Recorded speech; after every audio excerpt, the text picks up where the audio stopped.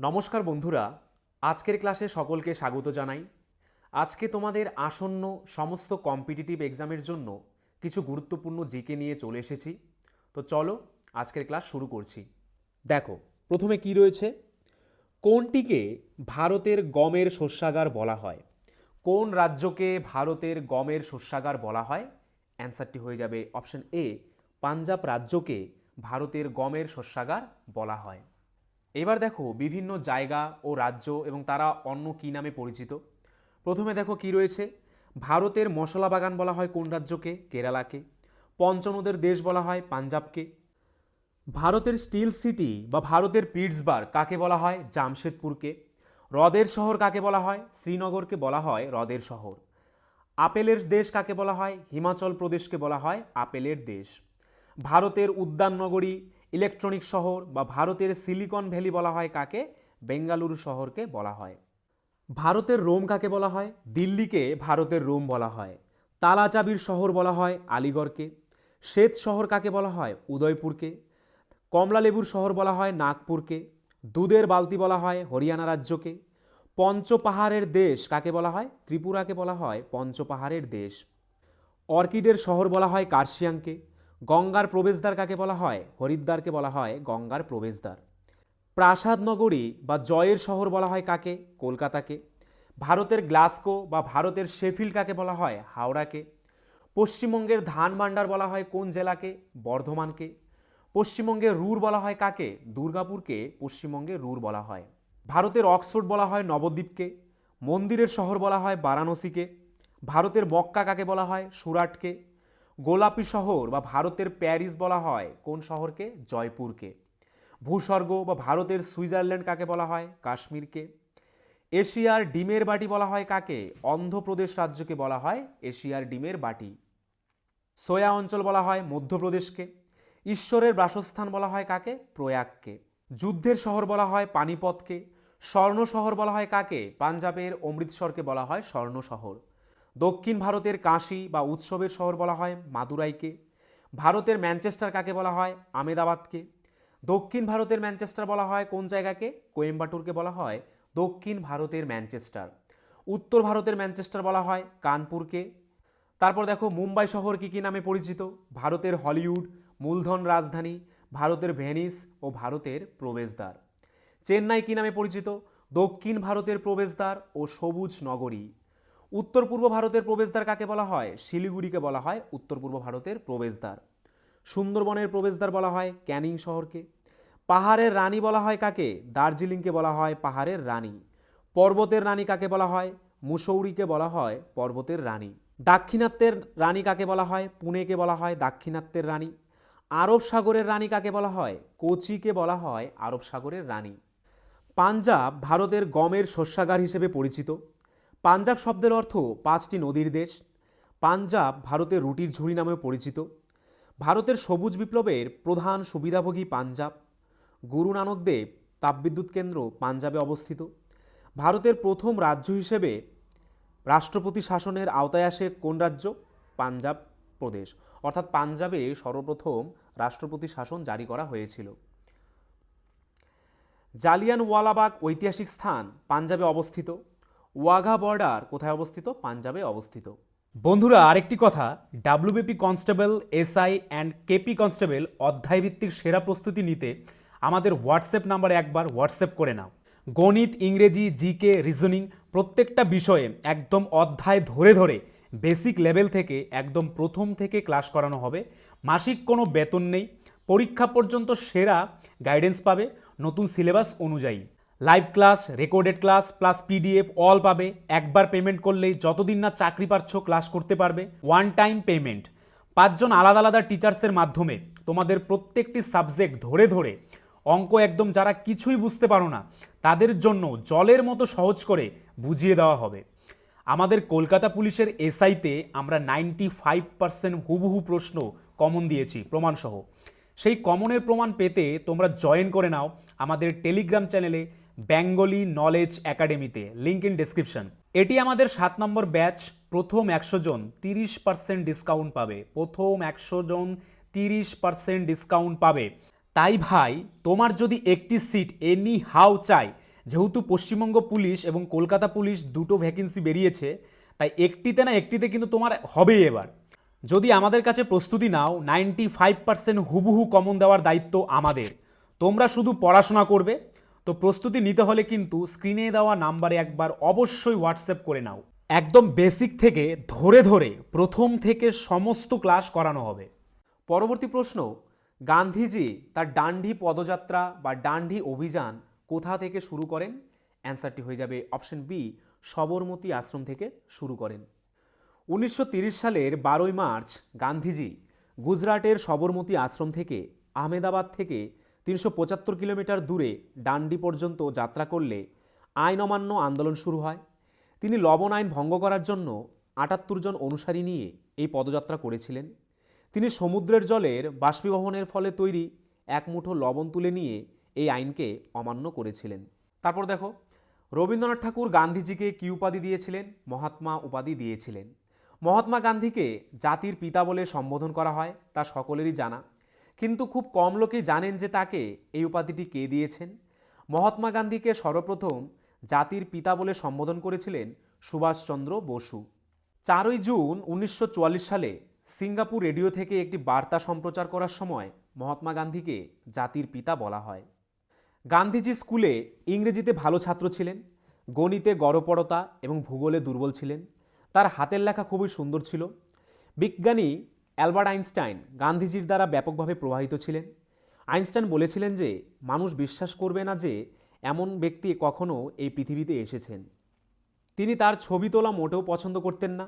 1930 সালে তিনি আমেরিকার টাইম ম্যাগাজিন দ্বারা ম্যান অব দ্য ইয়ার উপাধিতে ভূষিত হন। গ্রেট ব্রিটেন, যে দেশের বিরুদ্ধে তিনি ভারতের স্বাধীনতার জন্য লড়াই করেছিলেন, তার মৃত্যুর 21 বছর পরে তার সম্মানে একটি ডাক টিকিট প্রকাশ করেছিলেন। গান্ধীজি এবং বিখ্যাত লেখক লিও টলস্টয়ের মধ্যে চিঠির মাধ্যমে কথোপকথন হয়েছিল।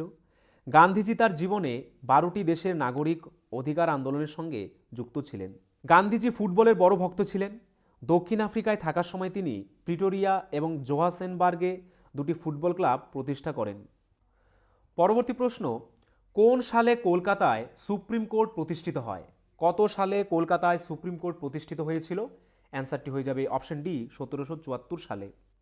কলকাতার ফোর্ট উইলিয়ামে সুপ্রিম কোর্ট অফ জাস্টিস 1774 সালে সংসদের একটি আইনের দ্বারা প্রতিষ্ঠিত হয়েছিল।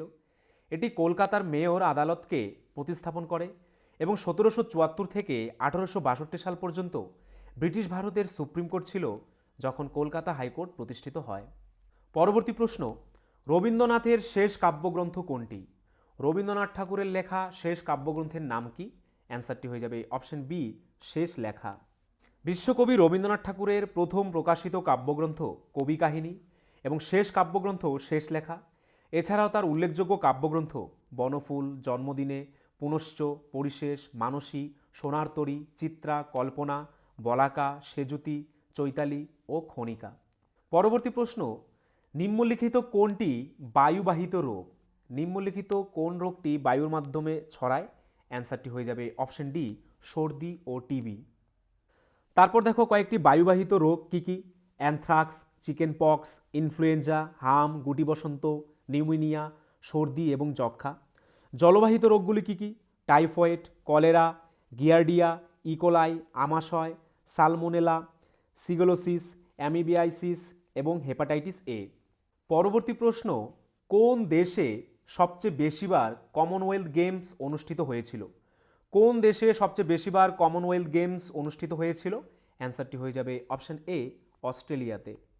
অস্ট্রেলিয়া 5 বার কমনওয়েলথ গেমস আয়োজন করেছে, অর্থাৎ 1938, 1962, 1982, 2006 এবং 2018 সালে।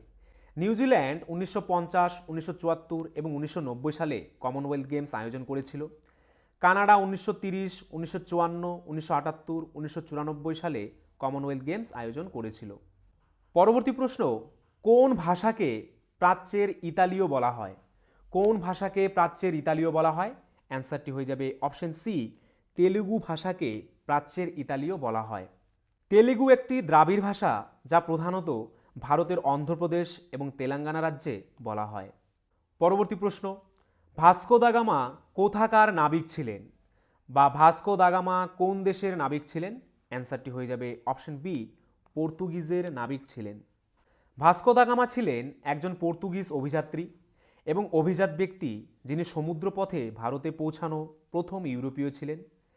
কেপ অফ গুড হোপের পথ ধরে ভারতে তার প্রাথমিক সামুদ্রিক যাত্রা প্রথম সমুদ্রপথে ইউরোপে এবং এশিয়াকে সংযুক্ত করে, আটলান্টিক এবং ভারত মহাসাগরকে সংযুক্ত করেছিল। পরবর্তী প্রশ্ন, কোন ফিল্ম ফেস্টিভ্যালে সেরা চলচ্চিত্র পুরস্কার হিসেবে গোল্ডেন পিকক অ্যাওয়ার্ড দেওয়া হয়? কোন ফিল্ম ফেস্টিভ্যালে গোল্ডেন পিকক অ্যাওয়ার্ড দেওয়া হয়? অ্যান্সারটি হয়ে যাবে অপশন এ, ভারতের আন্তর্জাতিক চলচ্চিত্র উৎসবে গোল্ডেন পিকক অ্যাওয়ার্ড দেওয়া হয়। পরবর্তী প্রশ্ন, সোলার সিস্টেম কে আবিষ্কার করেছিলেন? কে সোলার সিস্টেম আবিষ্কার করেছিলেন? অ্যান্সারটি হয়ে যাবে অপশন সি, বিজ্ঞানী কোপার্নিকাস সোলার সিস্টেম আবিষ্কার করেছিলেন। নিকোলাস কোপার্নিকাস ছিলেন একজন জ্যোতির্বিদ যিনি একটি হেলিওসেন্ট্রিক বা সূর্যকেন্দ্রিক ব্যবস্থার প্রস্তাব করেছিলেন, যে গ্রহগুলি সূর্যের চারিদিকে প্রদক্ষিণ করছে।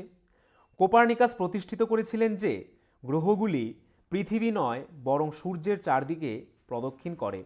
তিনি সৌরজগতের মডেল এবং গ্রহগুলির গতিপথ আবিষ্কার করেছিলেন। পরবর্তী প্রশ্ন, কোন ব্যাংক অক্ষম ব্যক্তিদের জন্য টকিং এটিএম ভারতে প্রথম চালু করে? কোন ব্যাংক অক্ষম ব্যক্তিদের জন্য টকিং এটিএম ব্যবস্থা চালু করে? অ্যান্সারটি হয়ে যাবে option C, Union Bank of India. Union Bank of India ভারতের প্রথম ব্যাংক যা অক্ষম ব্যক্তিদের জন্য টকিং এটিএম চালু করে। টকিং এটিএম দৃষ্টিহীন ব্যক্তিদের সাহায্য করার জন্য ডিজাইন করা হয়েছে। এই এটিএমগুলি হেডফোনের মাধ্যমে ব্যবহারকারীদের অডিও নির্দেশাবলী প্রদান করে। ইউনিয়ন ব্যাংক অফ ইন্ডিয়া 2012 সালের 6 জুন অক্ষম ব্যক্তিদের জন্য একটি টকিং এটিএম ব্যবস্থা চালু করে। পরবর্তী প্রশ্ন, উদ্ভিদ জগতে রত্ন নামে পরিচিত উদ্ভিদটি হলো, বা উদ্ভিদ জগতের রত্ন বলা হয় কোন উদ্ভিদকে? অ্যান্সারটি হয়ে যাবে অপশন ডি, ডায়াটম উদ্ভিদকে উদ্ভিদ জগতের রত্ন বলা হয়। পরবর্তী প্রশ্ন, ঠান্ডা লড়াই শব্দটি প্রথম কে ব্যবহার করেন? কে সর্বপ্রথম ঠান্ডা লড়াই শব্দটি ব্যবহার করেন? অ্যান্সারটি হয়ে যাবে অপশন সি, ওয়াল্টার লিপম্যান সর্বপ্রথম ঠান্ডা লড়াই শব্দটি ব্যবহার করেন। বিখ্যাত সমীকরণ E=mc² কে আবিষ্কার করেছিলেন? কে এই E=mc² সূত্রটি আবিষ্কার করেছিলেন? অ্যান্সারটি হয়ে যাবে option D, Albert Einstein. Albert Einstein ছিলেন একজন জার্মান গণিতবিদ এবং পদার্থবিদ যিনি আপেক্ষিকতার বিশেষ এবং সাধারণ তত্ত্ব আবিষ্কার করেছিলেন। 1921 সালে আলোকতড়িৎ প্রভাব সম্পর্কে তার ব্যাখ্যার জন্য তিনি পদার্থবিদ্যায় নোবেল পুরস্কার অর্জন করেছিলেন। শক্তি সংরক্ষণের সূত্র আইনস্টাইন আবিষ্কার করেছিলেন। পরবর্তী প্রশ্ন, কোন দেশটি প্রথম কার্বন নেগেটিভ বা কার্বন মুক্ত দেশ হয়ে উঠেছে? অ্যান্সারটি হয়ে যাবে অপশন সি, ভুটান দেশটি সর্বপ্রথম কার্বন নেগেটিভ বা কার্বন মুক্ত দেশ হয়ে উঠেছে। পরবর্তী প্রশ্ন, কাবুলে কোন ব্যক্তির সমাধিস্থল অবস্থিত?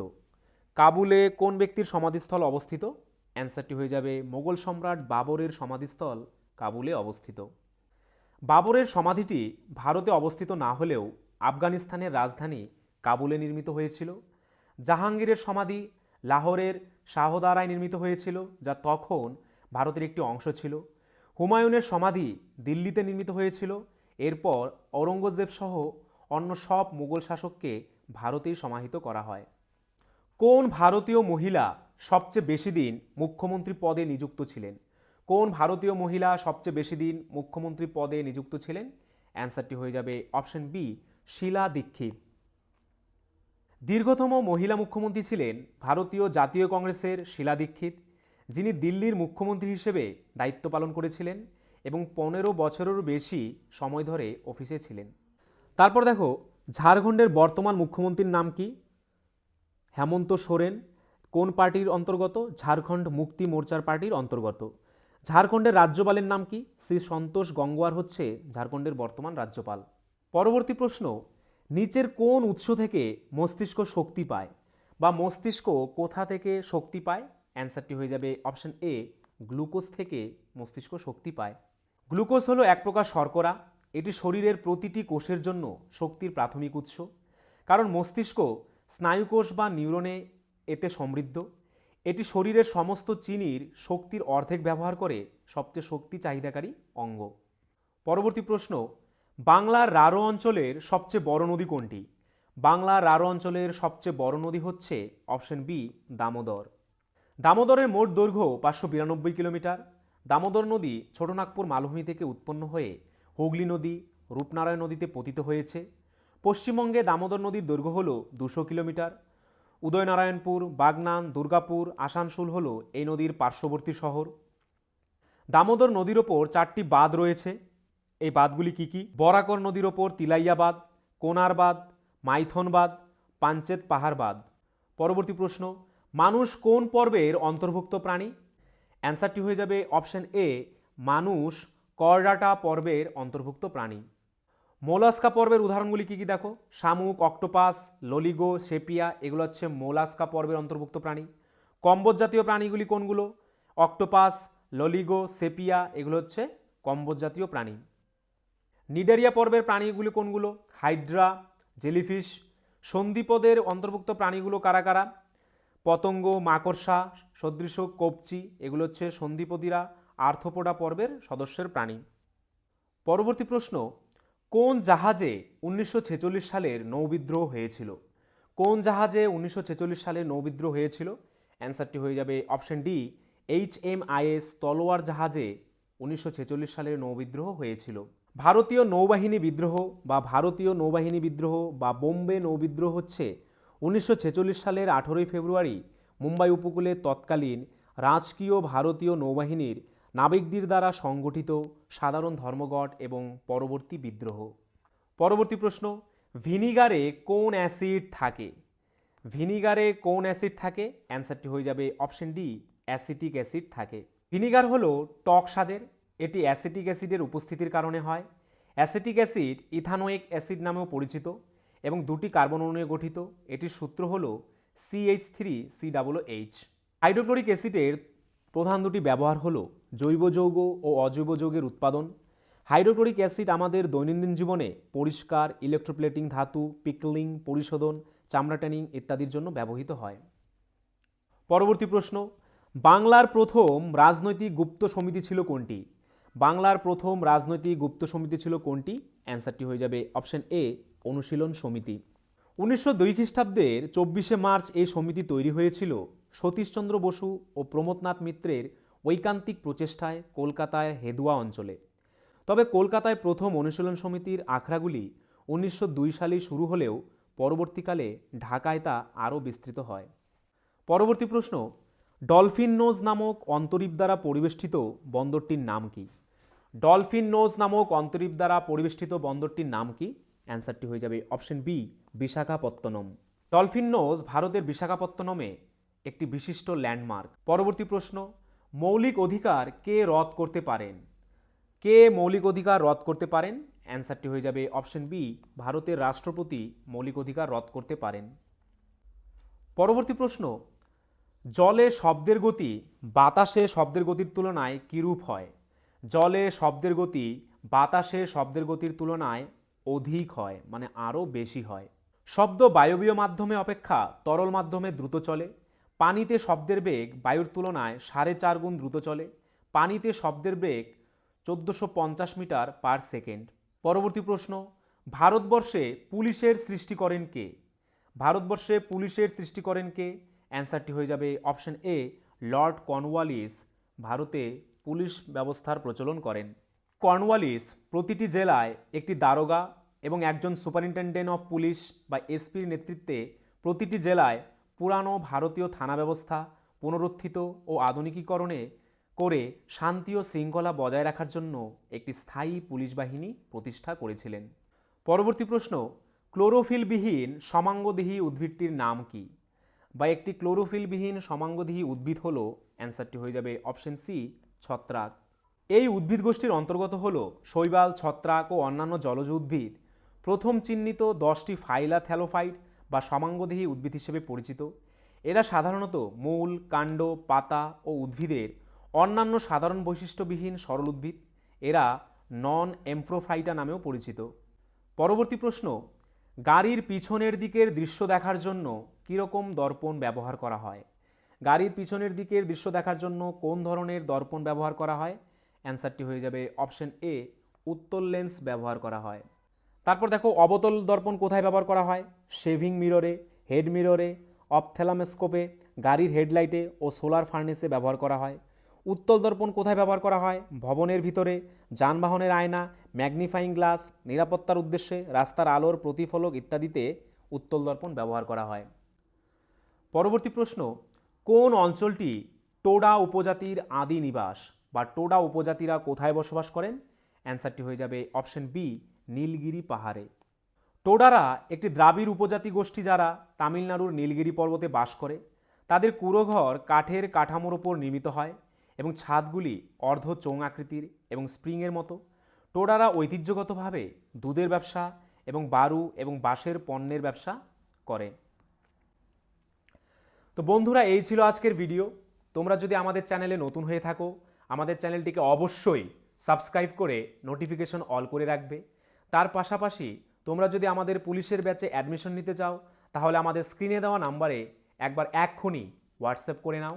আর আজকের ভিডিওর যদি পিডিএফ পেতে চাও, তাহলে আমাদের টেলিগ্রাম চ্যানেলে জয়েন করে নাও, বেঙ্গলি নলেজ একাডেমি এই চ্যানেলে, যেটি এই ভিডিওর ডেসক্রিপশনে দেওয়া রয়েছে।